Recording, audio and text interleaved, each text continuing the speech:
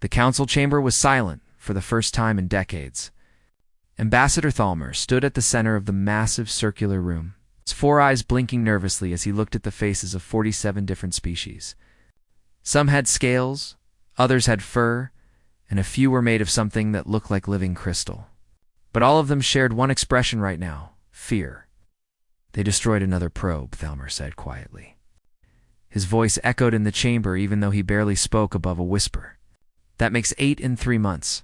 Arbiter Koltesh, an insectoid creature who had led the council for over a century, clicked his mandibles together.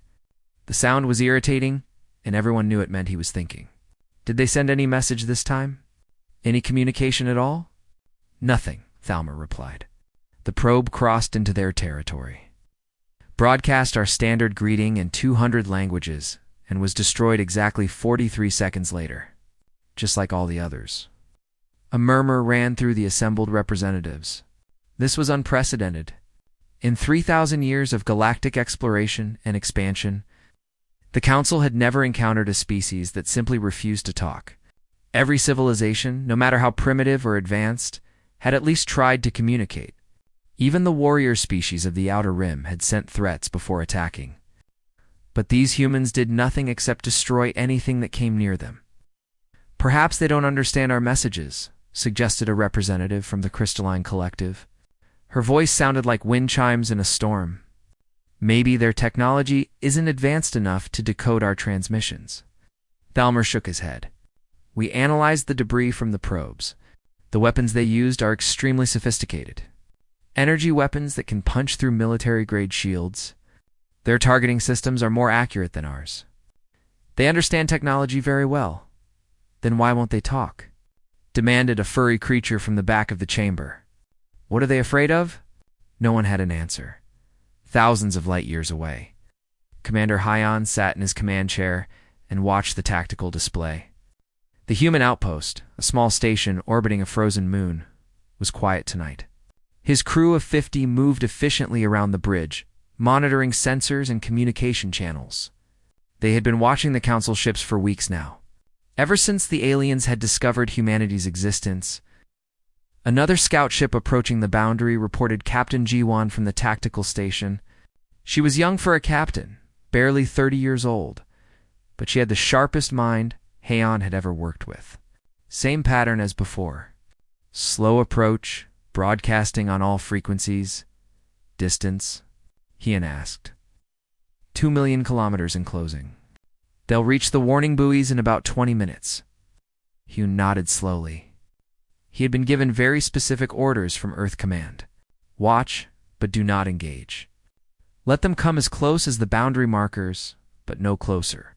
And most importantly, do not respond to any communications. Keep all weapons offline, Hugh ordered. I don't want them thinking we're preparing to attack. Let them see we're here, but let them wonder what we're thinking. Dwan smiled slightly. Psychological warfare. Make them nervous. Exactly. Back in the council chamber, the debate was getting heated.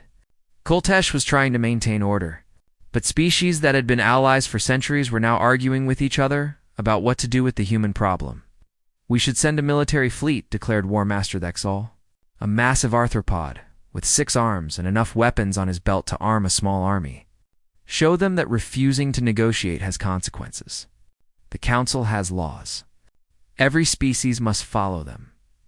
And if they fight back," asked Thalmer quietly, "our analysis shows they have significant defensive capabilities. The speed and precision of their attacks on our probes suggests military experience." "Then we destroy them," Nexal said simply. "The galaxy has rules. Species that refuse to follow rules are removed." Several representatives shifted uncomfortably at that statement. Everyone knew about the integration protocols, though nobody liked to talk about them publicly. 23 species in Council history had initially refused to join. All 23 were now members. Some had joined peacefully after further negotiations. Others had required more forceful convincing. "Perhaps we're being too aggressive," suggested Ambassador Valterra, a reptilian diplomat known for her successful negotiations. "Maybe we should try a different approach. Send a delegation, not just a probe. Show them we're willing to meet face to face," Kultash considered this. A delegation could work, but it would need protection. We don't know if these humans are hostile or simply cautious. Protection could be seen as a threat, Thalmar warned. Everything we do is seen as a threat to them, Kultash replied. They destroy our probes without provocation. They refuse all communication. Either they're afraid of us, or they're preparing for war. A delegation backed by military escorts will show strength and willingness to talk. It's our best option. The vote was called. 38 species voted in favor of sending a delegation. 9 voted against. The humans would receive visitors whether they wanted them or not, on the human outpost. Lieutenant Boris sat at the communications station and listened to the chatter. The aliens were speaking dozens of languages, but human technology had been decoding their transmissions for months now. Humanity had learned a lot about the Council by simply listening. Commander Bora said quietly, "They're planning to send a delegation. A big one. Estimates suggest 30 ships or more." Hewan leaned forward in his chair. "When? Within the week? Maybe sooner. Send a coded message to Earth Command. Tell them the Council is escalating. Tell them we need new orders." "Yes, sir." Yuan looked at her commander. "Do you think they'll let them through?" Hien was quiet for a long moment. He thought about the files he had read. The intelligence reports that Earth Command had compiled from intercepted alien communications. He thought about the integration protocols and what they really meant. He thought about the 23 species that had said no and were now part of the Council anyway. "No," he said finally. "I don't think we'll let them through, and I think they're going to learn something important about humanity." "What's that?" "That silence can be louder than words." What? The delegation fleet was impressive by any standard. 30 warships surrounded a single diplomatic vessel called the Harmonious Dawn, which was decorated with the symbols of peace from every Council species. Ambassador Veltara stood on the bridge of that diplomatic ship and felt confident. In 200 years of service, she had never failed to negotiate a peaceful first contact. These humans would be no different. "We're approaching their territory," announced the ship's captain, four-armed being with green skin and too many eyes. "Should we slow down?" "No," Veltara said firmly. "We show no fear. We come in peace, but we come with strength. They need to see both." The fleet crossed the invisible line that marked human space. Immediately, every warning system on every ship started screaming. Weapons locks. Hundreds of them. The humans were targeting every vessel in the fleet simultaneously at Outpost Keeper 7. Lieutenant Bora's fingers flew across her console. Multiple contacts. 31 ships total. Heavy weapons. Signatures on all of them. "Commander, they're all armed. Even the diplomatic vessel has concealed weapons." Commander Hand stood from his chair and walked to the main view screen. The alien fleet was spreading out in an attack formation, despite broadcasting messages of peace on every frequency. He had seen this tactic before in the historical files. Arrive with overwhelming force, pretend it's for protection, use it for intimidation. "Get me General Quan," Heon ordered. The secure channel opened almost instantly. General Quan's face appeared on the screen. She was in her 60s, with gray hair and eyes that had seen too many battles. "I'm watching the same thing you are, Commander. What's your assessment?" "They're trying to intimidate us," Hewn said bluntly. 30 warships for a diplomatic mission. They want us to see their strength and bend. Recommendations. We show them that strength doesn't impress us. We lock weapons, but don't fire. Let them come closer. Let them think they're winning. General Quan was quiet for a moment. Then she smiled, and it wasn't a friendly expression. Approved. "But hang on, if they cross the final boundary markers, you have permission to defend our space." "Understood." The channel closed. Hewn turned to his crew. "All ships maintain weapons lock. Do not fire unless they cross the red line. Tactical. Show me their formation." Captain Juan brought up the holographic display. The Council fleet was moving slowly but steadily deeper into human territory. Their formation was designed to protect the diplomatic ship in the center, while presenting multiple firing angles. It was a textbook military approach disguised as a peace mission. "They're good," Juan admitted, Whoever is commanding that fleet knows what they're doing. So do we, Hune replied. On the harmonious dawn, Veltara was starting to feel less confident. The humans had locked weapons on her entire fleet, but they hadn't fired. They hadn't communicated. They hadn't done anything except watch. It was unnerving in a way that direct hostility wouldn't have been. Send another message, she ordered. Tell them we come in peace. Tell them we only want to talk. Tell them we mean no harm. The communications officer, a being made of what looked like living water, worked his console. Broadcasting now. Ambassador, all frequencies, all known languages, including the mathematical sequences that any technological species should understand. Silence was the only response. They're not even acknowledging us, the captain said nervously. Ambassador, maybe we should stop here. We've already penetrated deep into their space. We can hold position and wait for a response. No, Veltara said stubbornly. We continue forward. They're testing our resolve. If we stop now, we show weakness. The Council does not show weakness. The fleet advanced. They passed human satellites that watched them with cold electronic eyes.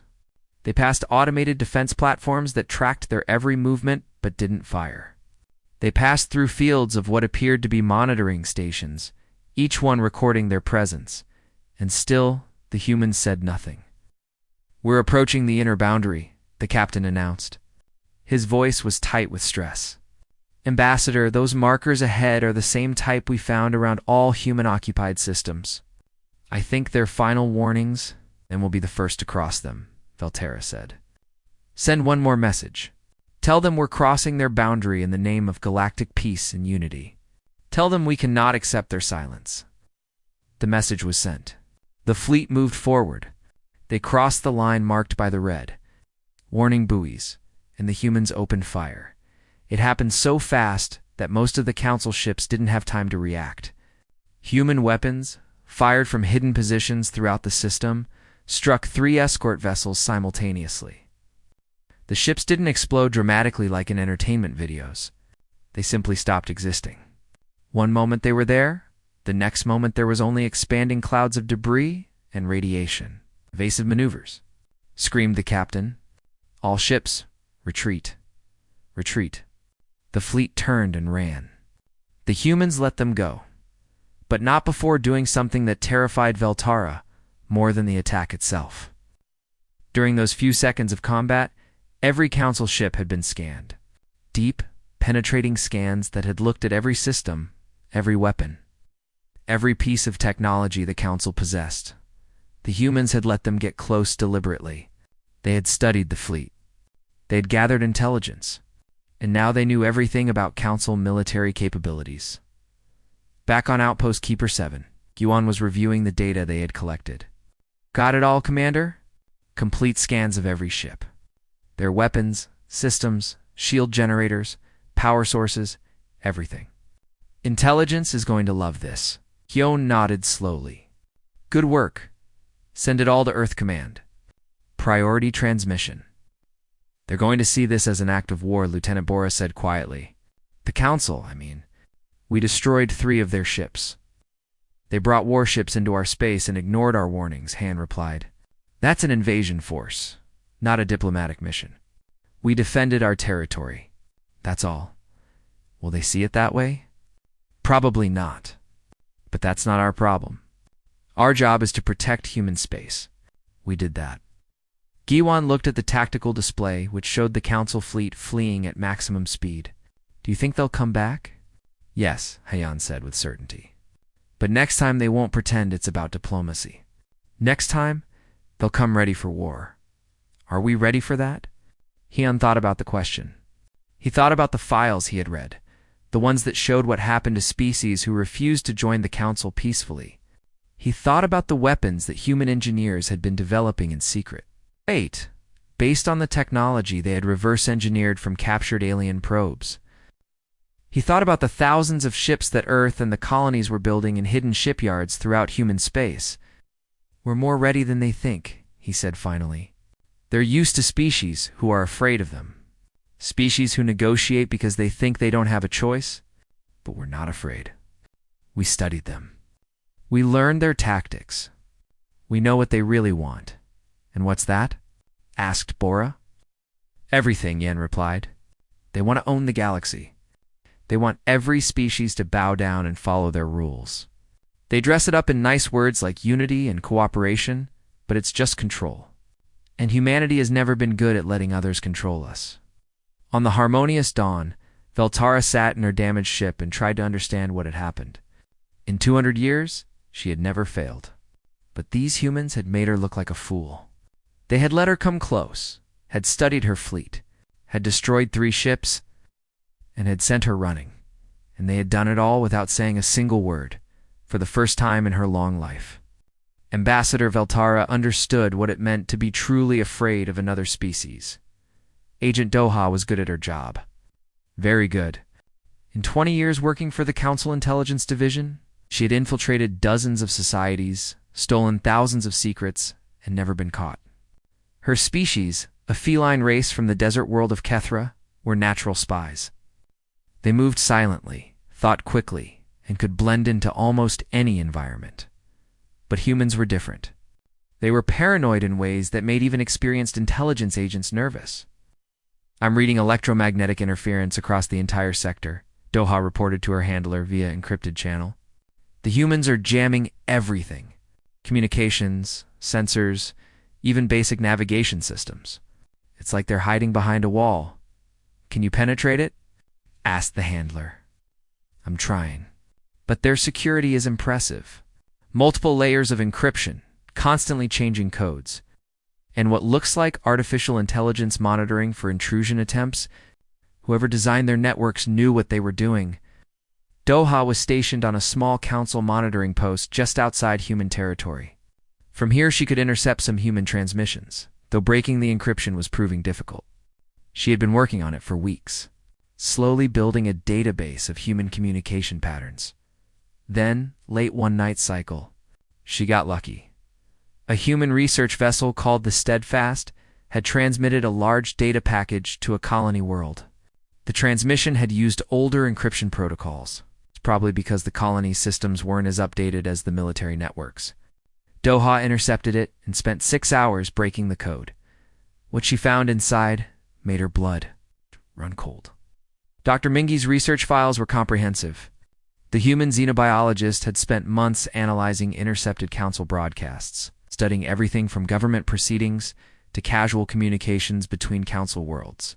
The files showed a level of understanding about the council that should have been impossible for a newly discovered species. But what terrified Doha wasn't what the humans knew. It was what they had concluded.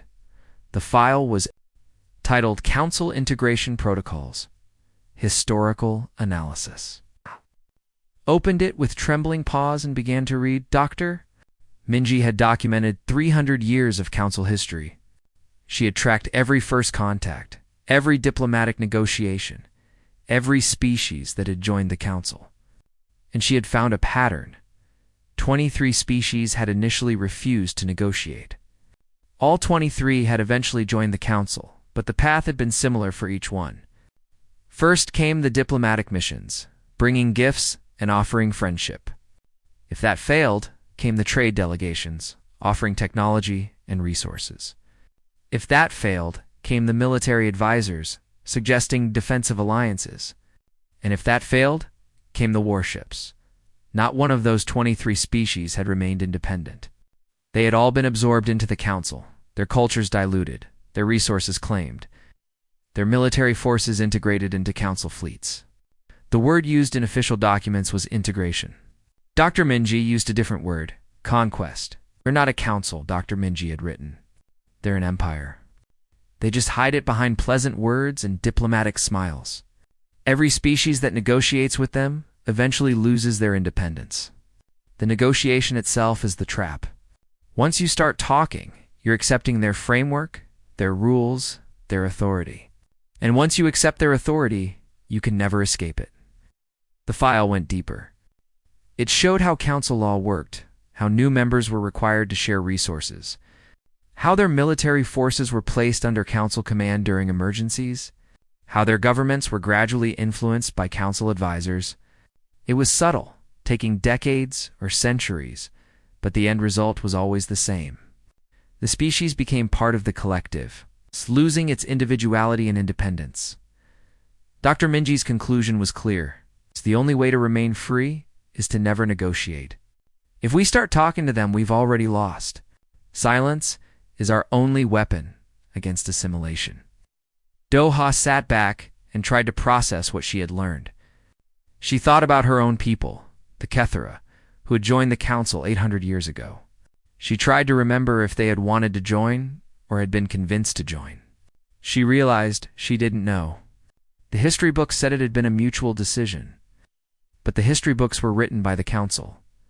She thought about the other species she knew, the friends she had made across dozens of worlds. How many of them were truly free? How many had chosen this life, and how many had simply been absorbed so gradually they never noticed they were being conquered? Her encrypted communicator buzzed. Agent Doha reports status. Have you learned why the humans refuse contact? Doha looked at the files on her screen. She knew what she should do. Report the findings to her superiors. Tell them that the humans understood the integration protocols and were resisting strategically. Let the council decide what to do with that information. But something stopped her. Maybe it was reading Dr. Minji's words and seeing her own doubts reflected in them. Maybe it was realizing that the council she had served her entire life might not be what she thought it was. Or maybe it was simply the understanding that the humans were right to be afraid. Nothing yet, she lied to her handler. The encryption is harder than expected. I need more time. We don't have more time. The council is preparing a military response. If you can't give us intelligence on human capabilities, we'll be going in blind. I understand. I'll work faster. She closed the channel and stared at the files. What should she do?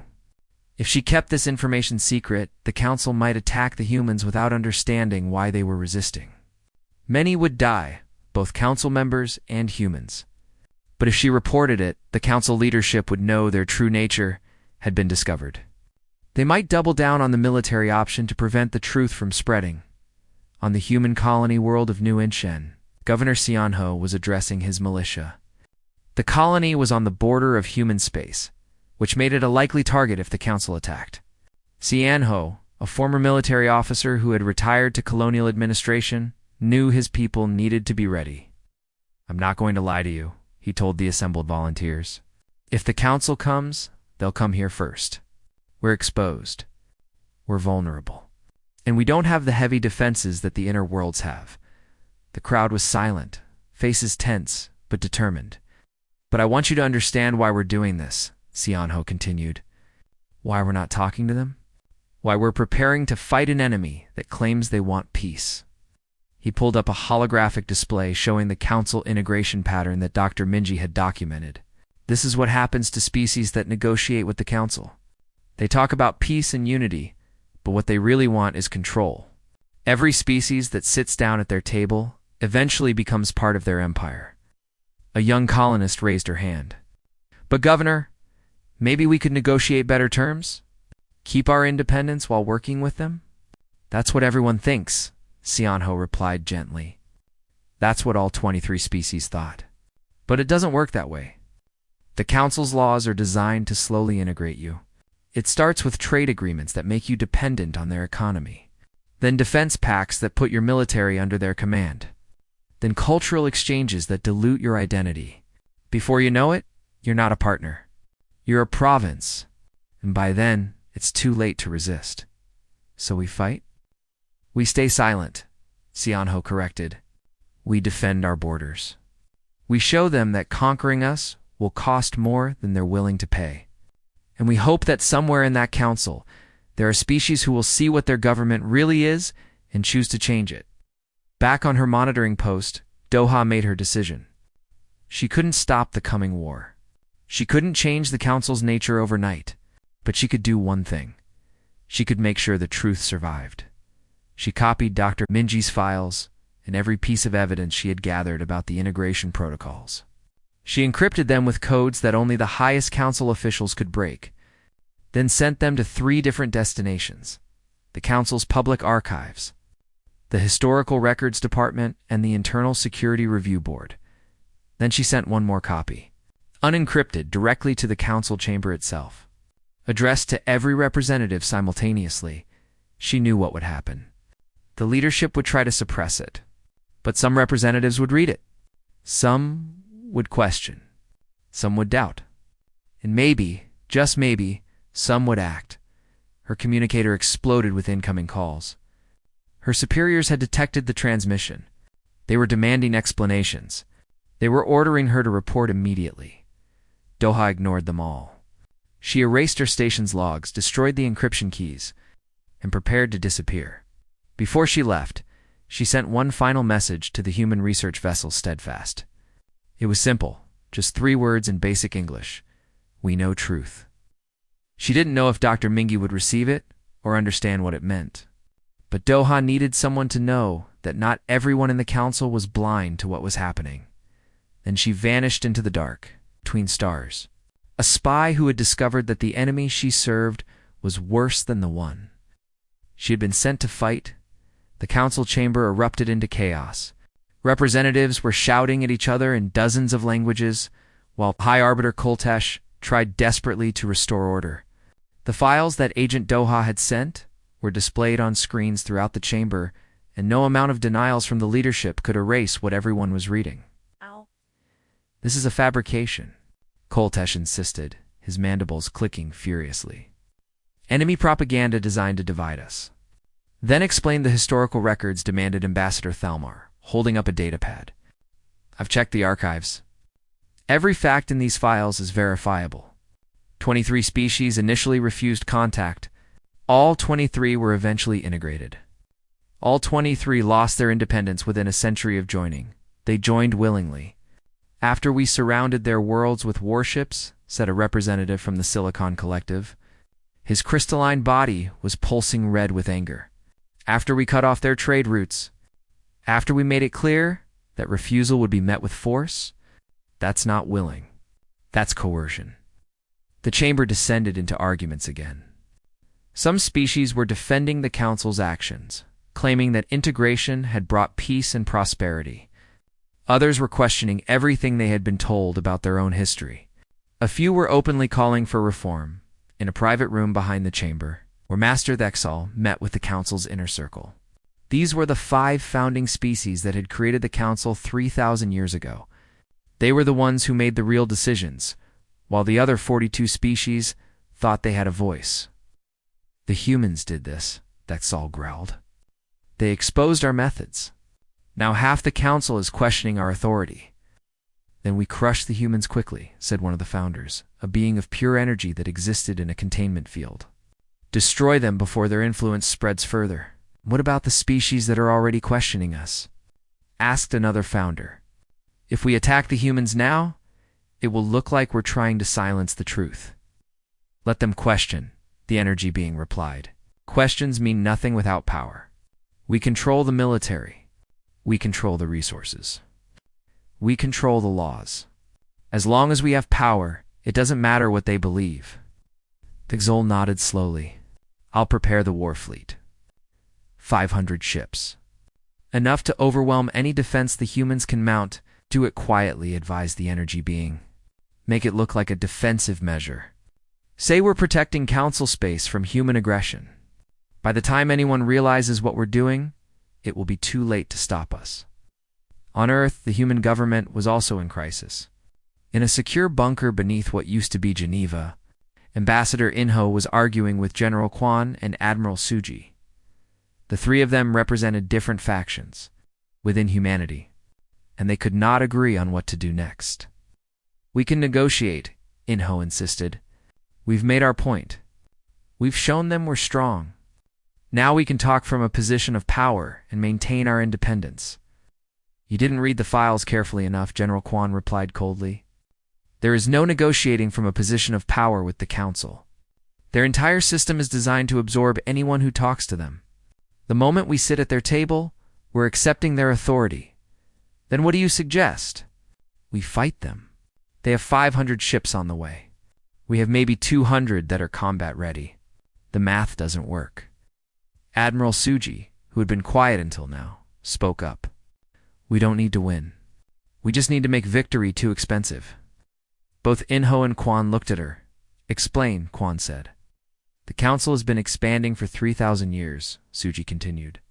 They've never faced serious resistance because most species negotiate before it comes to war. The few that did fight were primitive and easily conquered. But we're different. We have technology that matches theirs. We have tactical knowledge. And most importantly, we're willing to die rather than submit. How does that help us against 500 ships? Inho asked. Because they're not willing to die, Suji replied. Think about it. The council species have been at peace for centuries. They've grown soft. They fight through proxies and overwhelming force. They've never faced an enemy that would trade lives evenly with them. If we can make every human ship destroy 5 council ships before dying, they'll lose 200 ships. That's 40% of their fleet. Can their government survive that kind of loss? You're talking about sacrificing thousands of lives, Inho said quietly. I'm talking about saving billions, Suji countered. If we surrender, if we negotiate, humanity becomes part of the council. Our culture gets diluted. Our children grow up learning council values. In a few generations, there won't be anything human left except the biology. We'll be another integrated species, another conquered people. I'd rather die free than live as a slave. Quan nodded slowly. I agree with the Admiral. We prepare for war, but we do it smart. We fortify the border worlds. We set up automated defense platforms. We use guerrilla tactics, and we make them bleed for every light year they advance. Inho looked between them and realized he had lost the argument. You're both insane, but you're also right. The council isn't coming to talk. They're coming to conquer. And if we don't fight, we lose everything that makes us human. So we're agreed? Quan asked. We're agreed. God help us all. At Outpost Keeper 7, Commander Heian received new orders. He read them twice to make sure he understood correctly, then called his senior staff together. The council is sending a war fleet, he announced without preamble. 500 ships. They'll be here in 3 weeks. Our job is to delay them as long as possible and inflict maximum casualties. Captain Jiwan pulled up tactical displays. 500 ships against our entire border fleet of 50. Those are terrible odds, which is why we're not fighting fair, Heen replied. Lieutenant Bora, I want every automated defense platform we have moved into the approach corridors. Fill the space with mines, drones, anything that can shoot. Make it a killing field, yes sir. Captain Juwan, analysis of the council formation patterns. Find the weaknesses. I know they have them. Every military has patterns they fall back on when under stress. Guan nodded and got to work. For hours, she studied the recordings of the previous encounter with the council fleet. She looked at how they moved, how they communicated, how they protected their command ships. Found it, she said finally. They protect their command vessels too well. All their other ships orient around the command ship. If we can identify and destroy the command vessel quickly, the rest of the fleet becomes disorganized. They have to spend time establishing a new command structure, and during that time, they're vulnerable. So we don't try to destroy all 500 ships, Hyun said, understanding. We hunt their command vessels, cut off the head, and watch the bodies stumble. Exactly.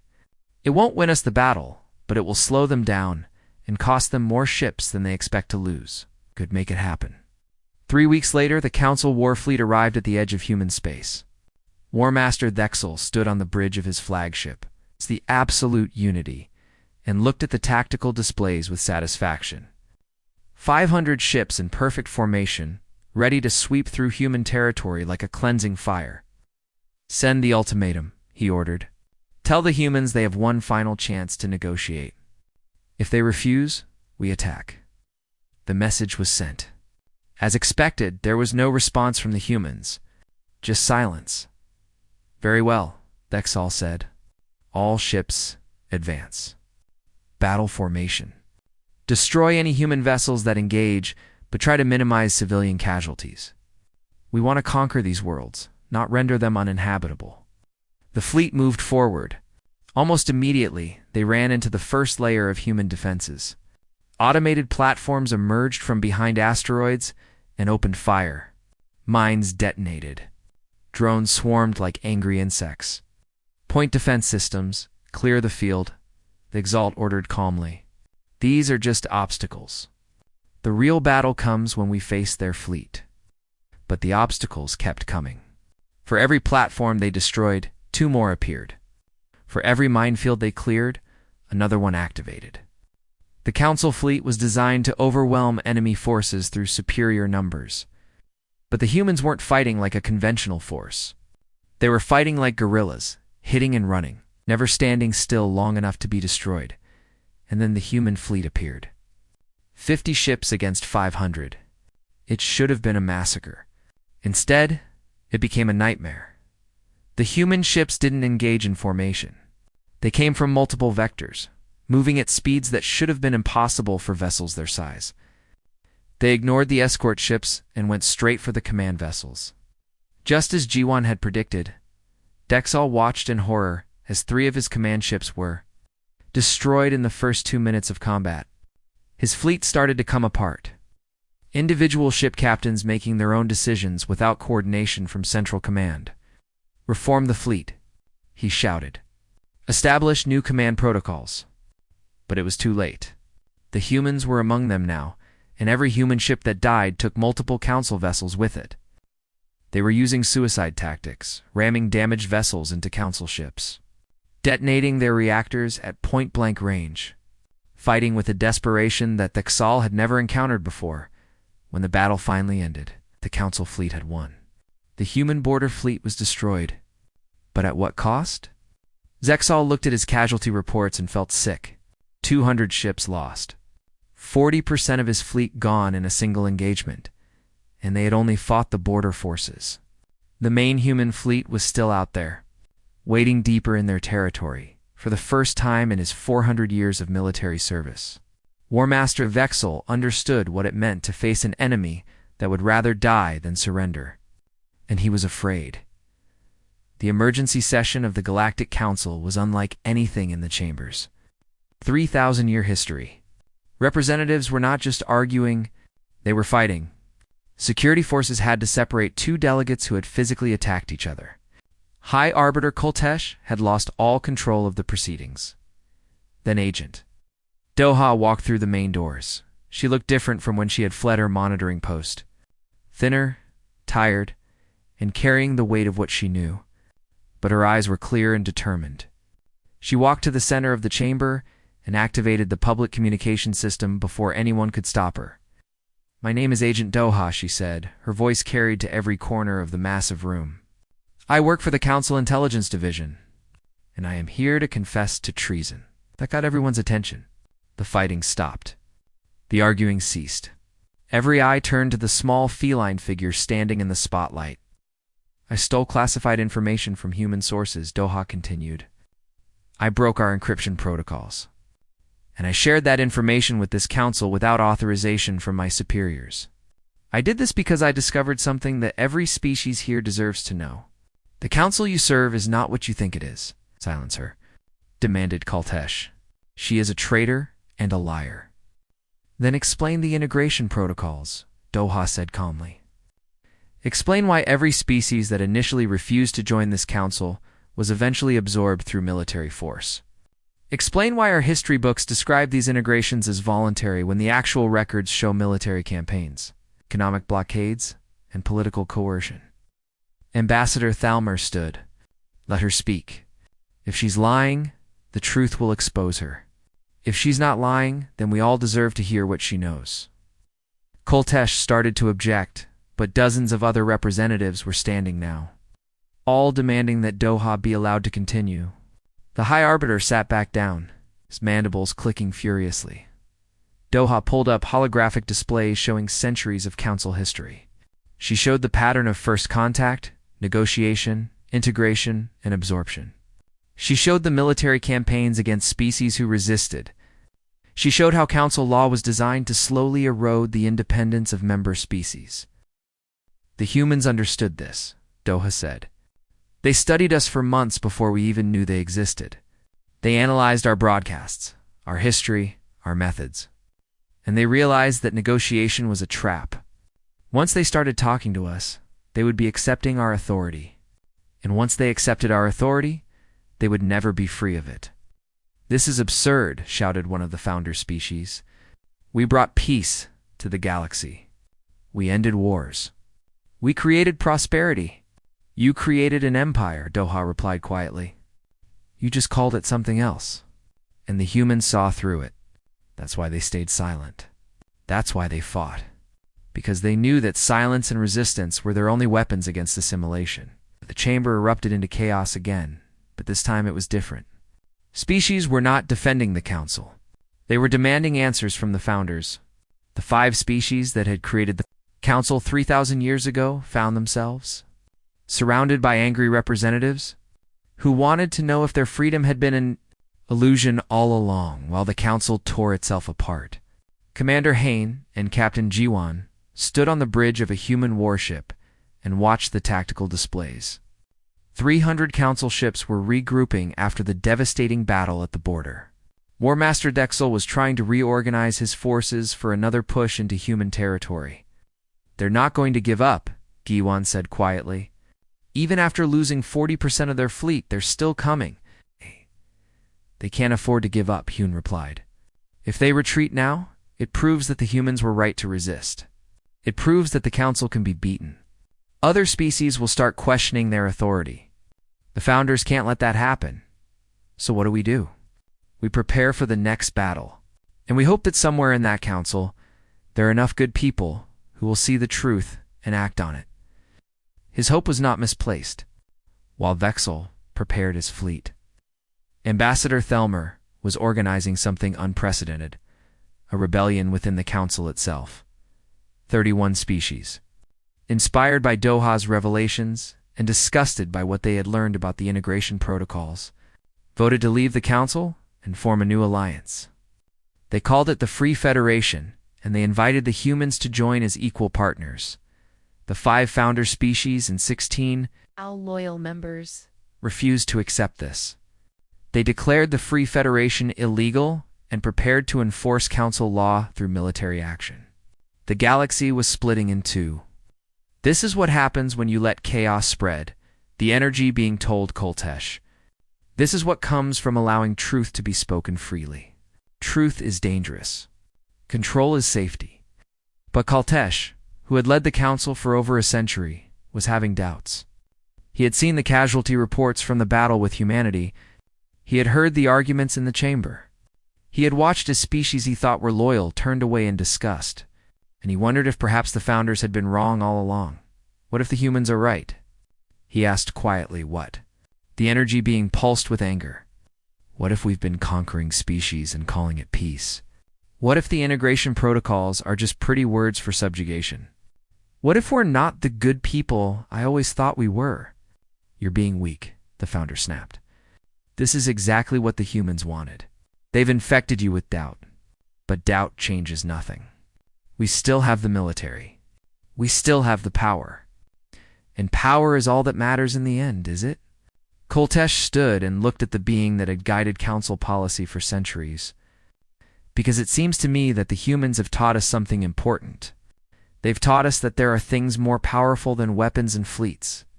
Things like principles and freedom and the courage to stand alone if necessary.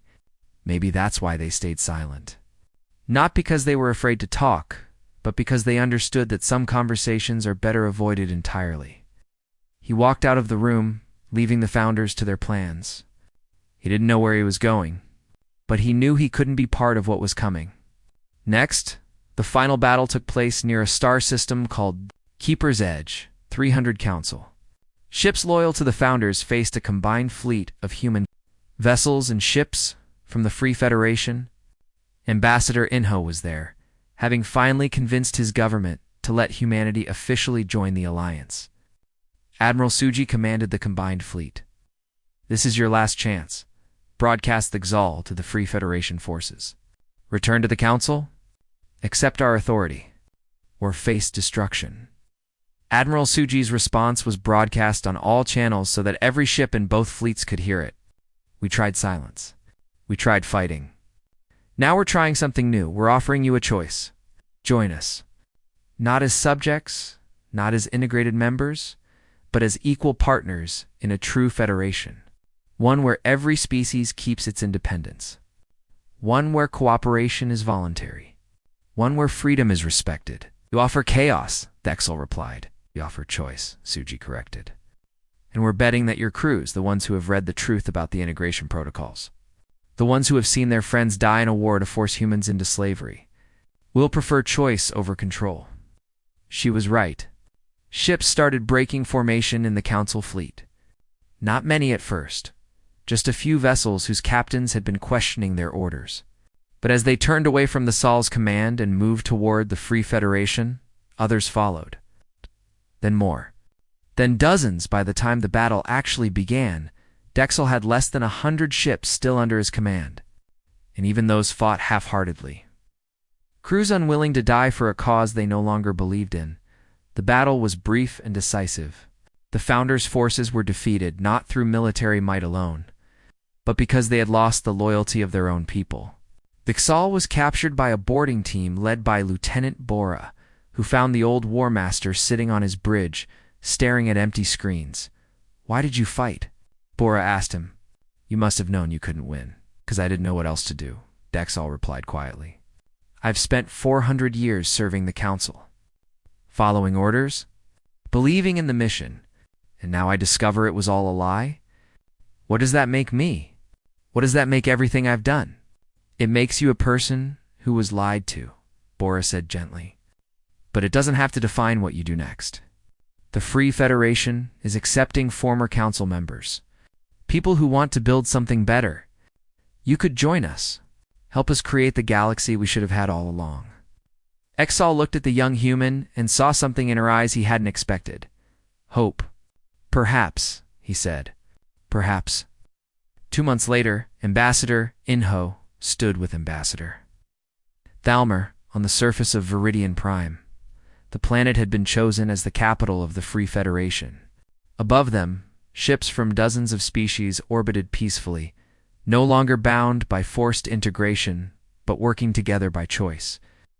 "Your silence saved us all," Thalmer said quietly. "If humanity had negotiated, had accepted our first offer, none of this would have happened. The Council would have absorbed you like all the others, and we would never have questioned what we had become." "We almost did negotiate," Inho admitted. "There were many in our government who thought silence was too risky. But we had people like Commander Huyan and Admiral Suji and Dr. Mingi who understood what was at stake. They convinced us that some prices are too high to pay, even for peace. And now we build something new. A true federation where every species is equal, where cooperation is voluntary, where freedom is respected." Inho smiled. "It won't be easy. There will be arguments and disagreements and conflicts, but at least there'll be honest conflicts between partners, not between masters and slaves." In orbit above them, Commander Heian and Captain Jiwan watched from the bridge of their ship. The war was over. Humanity had not been absorbed. The galaxy was changing, slowly but inevitably, into something better than it had been. "Do you think it will last?" Jiwan asked. "This Free Federation, can species really work together without someone in charge?" Heian thought about the question. He thought about the battle they had fought, the lives that had been lost, the courage it had taken to stand alone against an entire galaxy. He thought about Doha, who had risked everything to share the truth. He thought about Thelmer and Koltesh and the other council members who had chosen freedom over security. "I don't know," he said honestly. "But I know this. We taught the galaxy something important. We taught them that silence can be more powerful than words, that resistance can be more effective than negotiation, and that sometimes the only way to save yourself is to refuse to play a rigged game." "That's very philosophical for a military commander," Jiwan said with a smile. "I learned it from the humans who came before us, the ones who refused to surrender when surrender seemed logical, The ones who fought impossible battles because the alternative was worse than death. The ones who understood that freedom is worth any price. He looked out at the stars, at the galaxy that humanity had changed simply by saying no. "We're human," he said simply. "It's what we do."